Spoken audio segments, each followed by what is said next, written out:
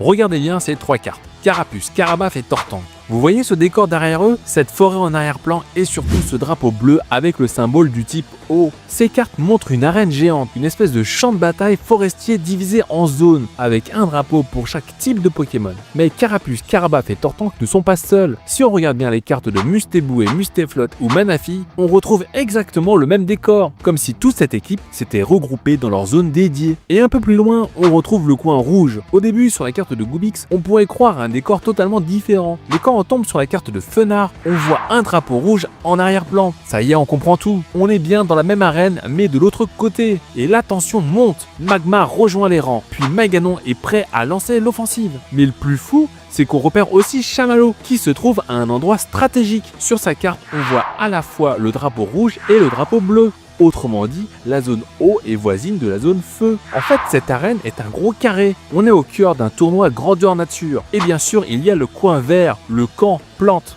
C'est Tortipousse qui ouvre le bal. On voit le drapeau vert derrière lui et son regard est concentré. Mais face à la menace du feu, il peut pas rester dans cet état. Alors il évolue, d'abord en Boscara, puis en Torterra. C'est une montée en puissance en temps réel. Et il est pas seul. Ceribou et Ceriflor sont là pour lui prêter main forte. Et il y a même Tropius pour aller chercher des renforts grâce à sa capacité appel de la verdure. Ah ouais, le coin plante, c'est le coin de la stratégie. Enfin, on arrive au dernier coin, le coin jaune, le camp électrique. Ici, on retrouve une attaque en duo. Negapi attire l'attention pendant que Pozipi se glisse dans son dos pour lancer une attaque. Tout est calculé. Et derrière eux, bien sûr, le drapeau jaune confirme leur position. Mais dans ce coin-là, il manque un peu de puissance brute. Et heureusement pour eux, Riolu est là. Et même si Riolu est de type combat, il n'a pas l'air d'avoir de coin attitré. Alors il s'allie au Pokémon électrique. Et quand il sent le moment venu, il passe en mode Super Saiyan, littéralement. Il utilise Gonflette et booste sa puissance. Cette série est un véritable hommage à la stratégie de combat.